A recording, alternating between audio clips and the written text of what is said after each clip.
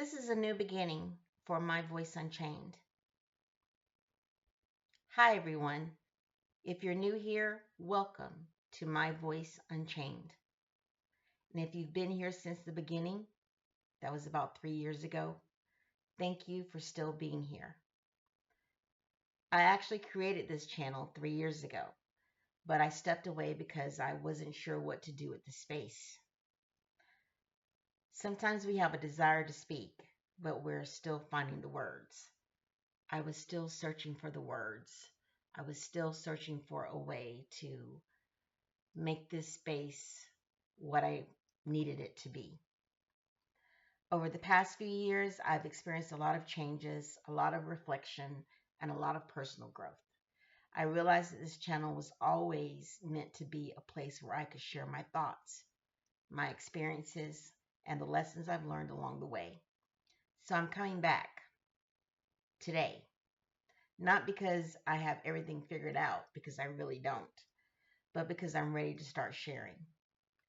This is a space for conversations about life, healing, growth, starting over, and finding your voice after seasons where you have felt unheard.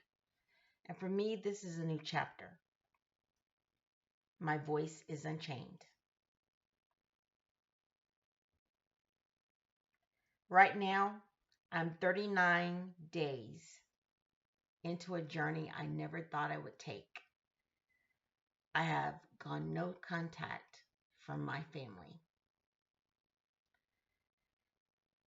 And I want to talk about something people don't always discuss. I want to talk about what happens after the decision has been made.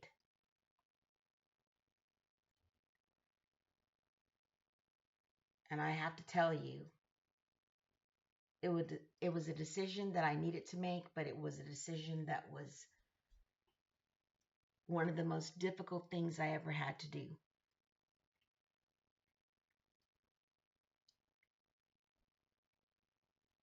After years of reflection, healing, and realizing that I needed to choose myself, I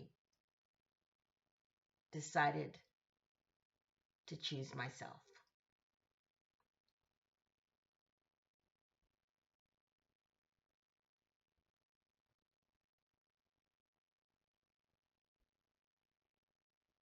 And I'm pausing on that simply because I realize I've lived my life always putting other people first before myself, always considering myself secondary or not even on the list. And this time I needed it to be different. I want to start by saying this is not a channel where I'm going to pretend that going no contact is some easy, triumphant victory where you just walk away and everything is suddenly better, because it's not suddenly better. It's it's different.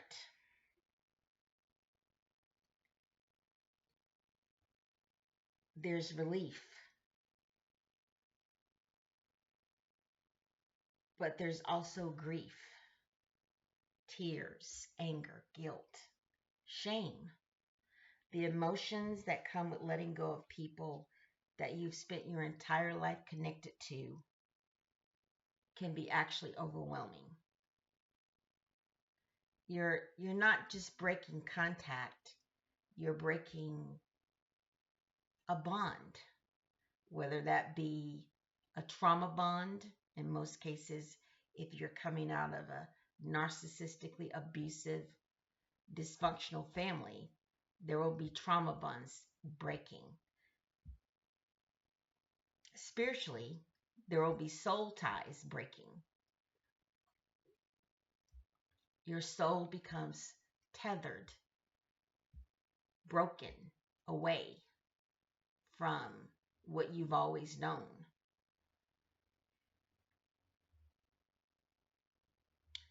I don't regret my decision. Not one day since I made it do I regret it. But that doesn't mean it has been easy. If I had to make that decision again, day after day, I would still choose it again. I would still go no contact.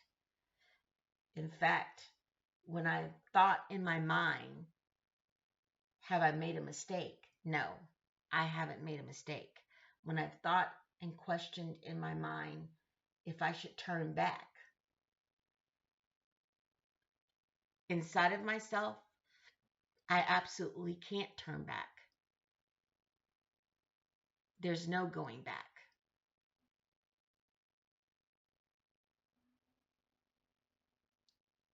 I have cried over my decision. I cried when I was making it.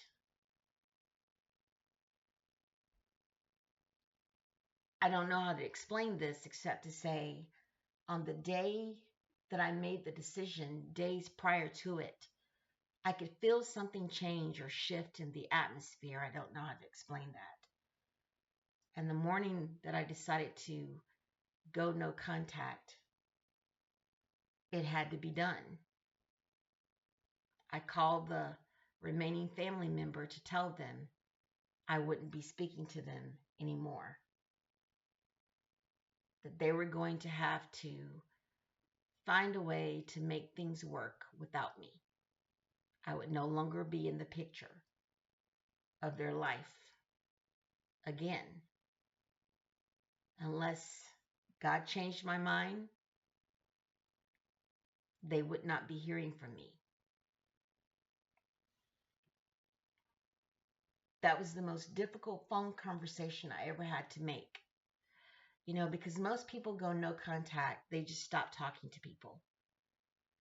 And I've done that where there was nothing left to say and I just walked away. But then there are people where I knew I had to, under no uncertain terms, let them know I don't ever want to speak to you again. And of course, it wasn't like that, but in most cases, it was like that. It was just a finality. I am no longer going to be in communication with you, or this is where we part. This is where we separate. I'm starting a new chapter in my life, and you're not going to be in that part of the chapter. I was telling a parent this. One of my parents, I went silently no contact with because there was no getting through to them. And I just had to walk away. But with the other parent, I had to tell them. And I think it's based on the kind of relationship you have with people, which determines how you go about no contact.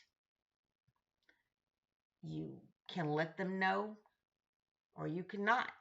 It's your choice.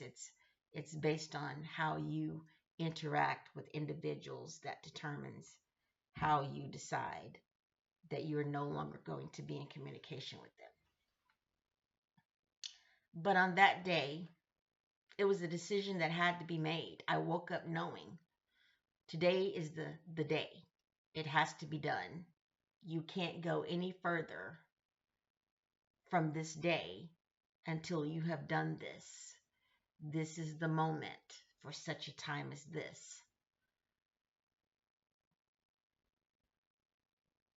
And I have never cried so hard because it was not the parent that I thought that I would go no contact from. And in that moment, it was the realization I have closed the door to my entire family. But it had to be done. That was the only way that I was going to be free. My voice was going to be unchained, and that the chains that I have had attached to my family would be broken. See, I used to believe that I was the one who was going to help break chains in my family. And it took me years to realize the only chains that I can break are my own. Because Other people are entitled to do what they're going to do. It's their prerogative. They have free wills. I can't control their lives. So I had to be willing to walk away. And that's what I chose to do. So, as I said, a lot of people talk about going no contact, but often the story ends at the decision. There are usually no stories about what happens after the fact. They don't always talk about what it is like to rebuild yourself afterward. So I wanted this channel to be my opportunity to share my story, my reflections, and what I'm learning along the way. I also wanted to explain why I chose the name My Voice Unchained. I chose this name several years ago when I decided I wanted to create a blog to tell my story. And that story has evolved into me no longer talking about what people did to me, but talking about the patterns. Because really, I've looked at the patterns and I begin to notice how the people always changed. The faces were always different, but the patterns remained the same. And I began to realize it wasn't what people were doing to me, it's that the patterns always persistently kept going. And I needed to find a way why that was. I needed to understand why that was. And I needed to understand how to break them. I can't break patterns for other people, obviously, but I can break them on my own life. And I can do better about myself. But I chose the name My Voice Unchained because for much of my life, my voice has been something I struggled with. I have selective mutism. And speaking has not always been easy for me. If you understand selective mutism, the short way to explain it is that it's a form of anxiety where your voice just freezes. Your ability to speak is frozen. And it can happen to me at the most inopportune moments. But I'll get into that more later.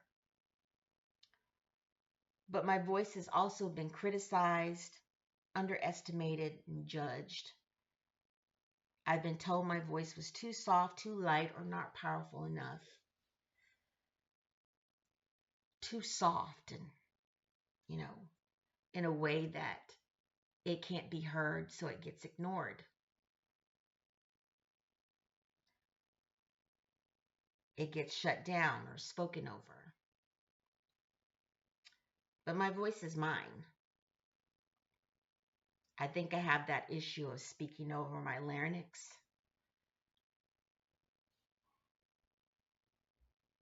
Where I don't speak from my diaphragm. I literally speak from my throat. And I think that's why I have a lot of vocal issues, throat problems. Because if I talk about the past or abuse or dysfunction or things that have hurt me, I can't talk about them for very long because my voice will begin to strain against my vocal cords. Something in my throat begins to hurt. And it's like the type of pain that's almost unbearable, where I literally have to stop speaking. And I've come to understand that that's somatic stress or somatic trauma. So there have been a lot of issues with my voice. And I'm choosing not to show my face because this journey is not about my face, it's about my voice.